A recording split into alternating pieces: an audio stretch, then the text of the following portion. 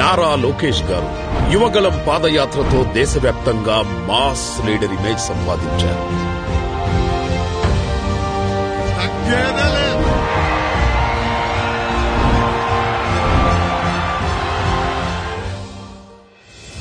NDA కూటమి అధికారంలోకి రావడానికి గేమ్ చేంజర్ పాత్ర పోషించిన లోకేష్ గారు రాష్ట్రంలో 175 అసెంబ్లీ స్థానాల్లో అత్యధిక మెజార్టీల్లో 3వ స్థానం సాధించి దశాబ్దాలుగా టీడీపీ గెలవని మంగళగిరి నుంచి గెలిచే రికార్డు నెలకొల్పారు.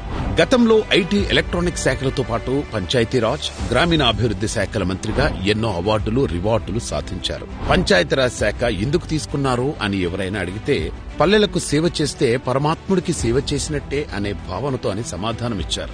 కూటమి సర్కార్ కొలువయ్యాక లోకేష్ మళ్లీ అవే శాఖలు తీసుకుంటారని అంతా అనుకున్నారు. కానీ సవాళ్లను స్వీకరించడం, తండ్రి నుంచి వచ్చిన వారసత్వంగా పునికిపుచ్చుకున్న తనయుడు నారా లోకేష్ గారు ఐటీ, ఎలక్ట్రానిక్ శాఖలతో పాటు ఎవరు ఊహించని విధంగా మానవ వనరుల శాఖ మంత్రిగా బాధ్యతలు చేపట్టారు. దైవ సాక్షిగా ప్రమాణం చేస్తున్నారు. ప్రపంచంలో తరగని సిరులు మానవ వనరులు. అవి పాఠశాల నుంచి రూపొందుతాయి.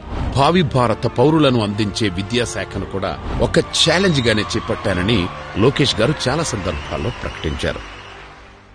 జగన్ మూర్ఖ నిర్ణయాలతో విధ్వంసమైన విద్యా వ్యవస్థ, సమస్యలు, సంఘాల డిమాండ్లతో నిత్యం అస్తవ్యస్తంగా ఉండే విద్యాశాఖ అంటేనే భయపడే సీనియర్ మంత్రులు ఉన్నారు. అటువంటిది ఛాలెంజ్ గా విద్యాశాఖను చేపట్టడం, సంస్కరణలతో ప్రభుత్వ విద్యా సంస్థను గాడిలో పెట్టేందుకేనని స్పష్టమైంది. ఏపీ మోడల్ ఎడ్యుకేషన్ దేశానికే దిక్సూచి కావాలి. స్కూల్ నుంచే పిల్లల్లో నైతిక విలువలు పెంపొందాలి. మహిళల్ని గౌరవించేలా పాఠ్యాంశాలుండాలి. మార్కుల యంత్రాలు, ర్యాంకుల మిషన్లుగా కాకుండా వారిలో టాలెంట్ ని ప్రోత్సహించాలి. విద్యా వ్యవస్థను పూర్తిగా రాజకీయాలకు దూరంగా ఉంచాలి. పాఠశాలకు దూరమైన విద్యార్థులు మళ్లీ బడిబాట పట్టాలి. ఏ నిర్ణయం తీసుకున్నా విద్యార్థులు, వారి తల్లిదండ్రులు, టీచర్లు, సంఘాలు, విద్యావేత్తలు, ప్రజాప్రతినిధులతో చర్చించాకి తీసుకోవాలి. ఇవి పాఠశాల విద్య, ఉన్నతి విద్య, సాంకేతిక విద్యలతో కలగలిసిన మానవ వనరుల శాఖ మంత్రి నారా లోకేష్ గారి లక్ష్యాలు. ఆంధ్రప్రదేశ్ రాష్ట్ర వ్యాప్తంగా 44,285 ప్రభుత్వ పాఠశాలలలో 33,37,762 విద్యార్థులున్నారు. 1,87,805 టీచర్లు వీరికి విద్యా బోధన చేస్తున్నారు. పథకాలకు తన పేరు కాని, తన పార్టీ పేరు కాని ఉండకుండా సర్వేపల్లి రాధాకృష్ణన్, డొక్కా సీతమ్మ, అబ్దుల్ కలాం వంటి మహనీయుల పేర్లు పెట్టిన నారా లోకేష్ గారు విద్యకు తాను ఎంత విలువనిస్తానో చాటి చెప్పారు. లక్షలాది మంది విద్యార్థులకు ఆయా ప్రాంత ఆహార సంప్రదాయాలను గౌరవిస్తూ ఆరోగ్యకరమైన పోషకాహారం అందించేలా డొక్కా సీతమ్మ మధ్యాహ్న భోజనం మెనులో మార్పులు చేశారు. మధ్యాహ్న భోజనంలో సంవత్సరానికి 62.56 కోట్లు ఆదా చేసేలా నిర్ణయాలు తీసుకున్నారు.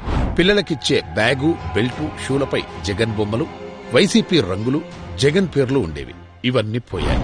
అందమైన యూనిఫామ్, ఎటువంటి రాజకీయ రంగులు పులమకుండా డిజైన్ చేశారు. విద్యా సంవత్సరం ఆరంభంలోనే సర్వేపల్లి రాధాకృష్ణన్ విద్యార్థి మిత్ర కిట్లో నోట్బుక్లు, బ్యాగులు, బూట్లు, బెల్టులు, యూనిఫామ్లు, ఆక్స్ఫర్డ్ డిక్షనరీలు ఉంటాయి. వాటిపై ఎటువంటి ప్రభుత్వ బొమ్మలు, లోగోలు, గుర్తులు ఉండవు. పుస్తకాల్లోనూ విషపురుగుల జగన్ బొమ్మల ప్రచారం ఉండేది. పాఠ్య పుస్తకాలు, నోటు పుస్తకాలలో ఏ ఒక్క రాజకీయ నేత ఫోటో లేకుండా ఆయా పాఠశాలలకు దగ్గరగా ఉండేలా డిజైన్ చేయించారు మంత్రి నారా లోకేష్ గారు.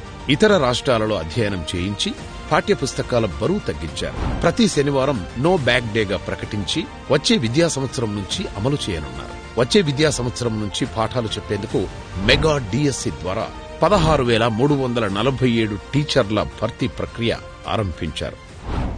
బోధనేతర పనులు టీచర్లకు అప్పగించకుండా విద్యా బోధనపై దృష్టి సారించేలా చేశారు. ఉపాధ్యాయుల ఒత్తిడిని పెంచుతోన్న యాప్ల భారాన్ని తగ్గించి సింగిల్ యాప్ తీసుకొస్తున్నారు. ఇకపై పాఠశాల అవసరాలు, సబ్జెక్టుల ఆధారంగా జిల్లాల వ్యాప్తంగా టీచర్ల భర్తీ ప్రక్రియ చేపడతారు. టీచర్ల బదిలీలో పూర్తి మార్గదర్శకంగా జరిపేందుకు సీనియారిటీ జాబితాలు రూపొందిస్తున్నారు. విద్యార్థుల్లో నైతిక విలువలు పెంపొందించేందుకు శ్రీ చాగంటి కోటేశ్వరరావు గారిని ఆంధ్రప్రదేశ్ ప్రభుత్వానికి విద్యార్థులు, నైతికత, విలువలు సలహాదారులుగా నియమించారు. ఉపాధ్యాయులకు, విద్యార్థులకు లింగ సమానత్వంపై శిక్షణివ్వడంతో పాటు పాఠ్యపుస్తకాల్లో వాడే బొమ్మల్లోనూ ఇంటి పని చేసే చోట స్త్రీ పురుషులిద్దరు బొమ్మలుండేలా జాగ్రత్తలు తీసుకున్నారు. సంవత్సరానికి 2 సార్లు రాష్ట్ర వ్యాప్తంగా ఒకే రోజున తల్లిదండ్రులు, ఉపాధ్యాయులు ఆత్మీయ సమావేశాలు నిర్వహించనున్నారు. విద్యార్థులకు హోలిస్టిక్ ప్రోగ్రెస్ కార్డులు అందిస్తున్నారు. ఇంటర్ విద్యార్థులకు మధ్యాహ్న భోజనం అమలు ఆరంభించారు.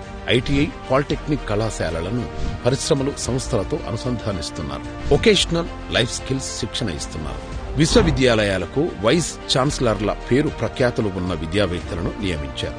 విద్యా వ్యవస్థను ఇతర రాష్ట్రాలకు ఆదర్శంగా మన విద్యార్థులను ప్రపంచంలోని అద్భుతమైన మానవ వనరులుగా తీర్చిదిద్దే లక్ష్యంతో పనిచేస్తున్న మానవ వనరుల శాఖ మంత్రి నారా లోకేష్ గారు చేపట్టిన మహాయజ్ఞం ఇది.